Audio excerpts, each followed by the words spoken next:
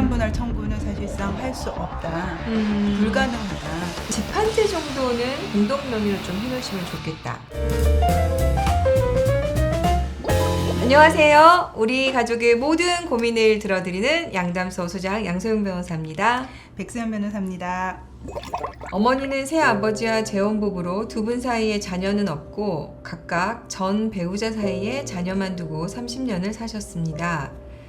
새아버지는 30년간 외도, 폭언, 폭행, 온갖 잘못을 저질러 어머니를 힘들게 했고 생활비도 잘 주지 않으면서 어머니를 경제적으로 압박했습니다.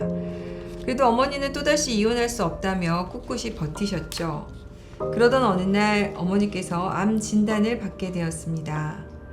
어머니는 암투병 중에도 계속되는 새아버지의 무관심에 큰 상처를 받았고 모든 재산이 새아버지 명의로 되어 있어서 만약 자신이 먼저 죽으면 저한테 물려줄 것이 없다는 생각에 이혼을 결심하고 소송을 제기하셨습니다. 다행히 어머니는 1심에서 승소를 해서 위자료 5천만 원과 재산분할 총 재산 50%를 받게 되었습니다. 그러자 아니나 다를까 새아버지가 항소를 했고 소송기간이 길어지면서 어머니는 암투병 중에 그만 돌아가시고 말았습니다. 이런 경우에 제가 어머니의 위자료와 재산분할을 상속받을 수 있을까요? 네, 백수연 변호사님, 오늘 사연 정말 좀 안타까운 것 같아요. 지금 어머니가 어쨌든 돌아가시게 되면 자식들에게 뭐라도 물려주지 않을까 이런 고민을 하신다는 게 얼마나 서글퍼요, 그죠? 그러니까요. 네. 그런데 그렇게 해서 어쨌든 자녀를 위해서 이혼까지 결심하고 소송을 하시다가 사망을 해버리셨습니다. 자, 그러면 일반적으로 이혼 소송 중에 배우자가 사망하면 이혼 소송은 어떻게 됩니까? 이혼 소송은 종료, 그러니까 끝이 납니다. 이게 사실은 이혼이라는 거는 이혼 양 부부가 당사자 사이 신분 관계를 정리하는 거거든요.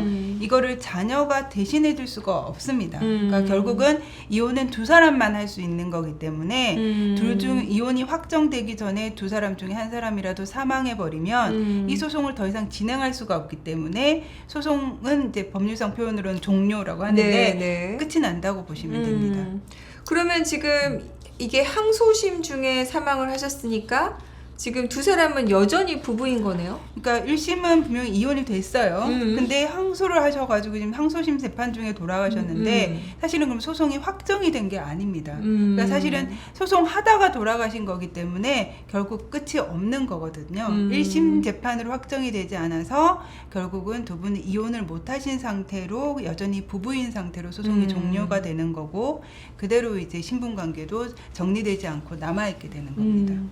그리고 사실 이 사연에서 중요한 건 어머님의 뜻은 뭔가 이혼을 해서 위자료도 받고 재산분할을 받아서 이걸 좀 자녀에게 주고 싶은 거였잖아요. 그 마음을 굉장히 절실하셨을 그러면은 텐데 지금 이제 어머니의 뜻을 이루실 수 없는 건가요? 이게 사실은 결국 그럼 재산분할 청구를 받아와야 되는 상황인데 네. 재산분할 청구는 결국 이혼을 전제로 하는 거거든요. 이혼이 돼야만 재산분할 청구를 할 수가 있는 거예요. 근데 이혼이 지금 안 되고 두 사람은 부부로 남아서 그대로 돌아가셔서 부부로 남아있는 상태에서 더 이상 변경할 수가 없기 때문에 재산분할 청구는 사실상 할 수 없다. 불가능하다. 네. 그렇게 보셔야 될 것 같습니다. 그러니까 1심에서 고생해서 받은 재산분할 50%가 날아가 버린 거네요. 그죠? 그것도 이제 판결은 효력이 없게 되는 겁니다. 네. 위자료도 못 받는 겁니까?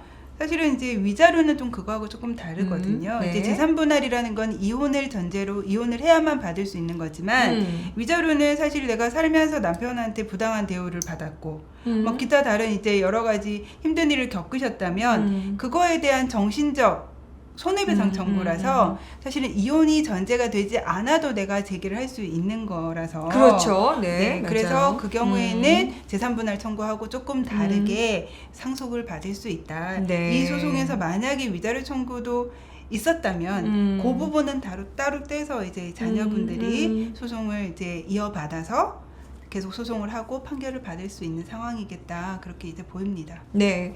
그 이제 많은 분들이 그거 많이 물어보세요. 내가 이혼을 안 해도 뭐 상간녀 상간남을 상대로 해서 위자료 청구를 받을 수 있느냐 뭐 이러 하시는데 우리가 그렇다고 하거든요. 네, 그러니까 맞습니다. 이 네. 위자료라는 것은 이혼을 했는지 안 했는지와 상관없이 불법 행위만 있으면 받을 수 있는 거기 때문에 이거 할 수 있다. 그러니까 이 사건도 지금 만약에 어머님이 지금 보니까 아버지가 뭐 외도, 폭언, 폭행 많이 했다면 있으세요. 그러니까 가능하다. 이혼 네. 소송하면서 위자료 청구를 하셨다면 지금 보니까 위자료 5천만 원 내용이 있어요. 그러니까 그 위자료 부분에 대해서는 다행히 상속을 통해서 받을 수가 받으실 수 있군요. 있습니다. 네. 자, 그러면 이 상황에서 지금 어머니가 이혼이 되지 않은 상황인데요. 지금 제 모든 재산의 명의가 새 아버지 명의로 되어 있다 보니까 이 아버지가 사망할 경우에 그 재산은 어떻게 될 것인지 이 향방도 좀 궁금하거든요. 새아버지죠. 새아버지의 그 자녀들만 상속권이 있지. 네. 이 어머니의 자녀는 사실은 계부가 되는 거죠. 계부한테 상속권이 없기 때문에 사실 어머니도 그 점 때문에 재산 분할이라도 그렇죠. 받아서 내 자식들 조금이라도 좀 챙겨주려고 하시다가 이제 소송을 하신 것 같은데 안타깝게도 지금 돌아가셨기 때문에 그거는 이제 안 되는 거고 재산 분할 청구는 못 하시는 거고 만약에 이 상태에서 이제 아버님이 새아버지죠. 새아버지 돌아가셨다면 이제 어머니의 자녀들은 사실은 재산 분할 엄마가 받을 수 있었던 몫에 대한 재산 분할도 사실은 받을 수가 없는 상황입니다. 그러니까 정리를 하면 그러니까 위자료만 구제받을 수가 있네요. 위자료는 네. 이혼과 상관이 없으니까 구제받을 수 있다. 근데 네. 재산 분할은 이혼을 전제로 하는 거여서 소송 중에 돌아가시면 사실 받을 수가 없다. 이렇게 이해를 하시면 됩니다. 근데 이제 요거랑 좀 다르게요. 다르게 만약에 이제 어머님이 그 새 아버지하고 협의 이혼을 하셨어요. 협의혼을 하신 이후에 지금 재산 분할 청구가 들어갔다, 위자료 청구가 들어갔다. 이럴 경우에는 어떻습니까? 좀 달라질 수 있을까요? 그 경우에는 달라질 수 있습니다. 이제 협의 이혼을 하셨다는 얘기는 결국 이혼의 조건이 전제가 이제 조건이 성취가 된 거거든요. 네. 이혼이 된 상태에서 재산 분할 청구만 남았는데 어머니가 소송 중에 돌아가셨으면 그 재산 분할 청구를 상속인들이 이어받아서 계속 소송을 해서 재산 분할 받으실 수 있습니다. 네. 그래서 제가 이제 이런 경우를 저희도 이제 상담하면서 실제로 겪잖아요. 네, 그래서 안타까운 이제 경우가 많죠. 가면서 말씀을 이제 생활법률 강의나 이런 거 하면 많이 얘기하는 게 공동명의로 조금 해 놓으셨으면 이럴 경우에 사실 어머니 명의에 대해서는 우리 자녀들이 이혼을 하든 안 하든 간에 상속을 받을 수 있으니까 좀 구제받을 수 있어서 가능하면 집 한 채 정도는 그 혼인 생활 중에 공동 명의로 좀 해놓으시면 좋겠다. 특히 재혼의 경우에는 더 그랬으면 좋겠다. 자녀들이 또 이제 상속을 제대로 못 받는 경우가 발생하니까 이렇게 말씀 많이 드립니다. 그래서 오늘 사연 보시고 그런 상황에 놓이신 분들은 조금 팁을 가져가셨으면 좋겠다는 생각이 드네요. 자, 오늘 저희 상담이 도움이 되셨다면 구독, 좋아요 부탁드릴게요. 우리 가족 모든 고민을 들어드리는 양담소 소장 양소영 변호사였습니다. 백수연 변호사였습니다.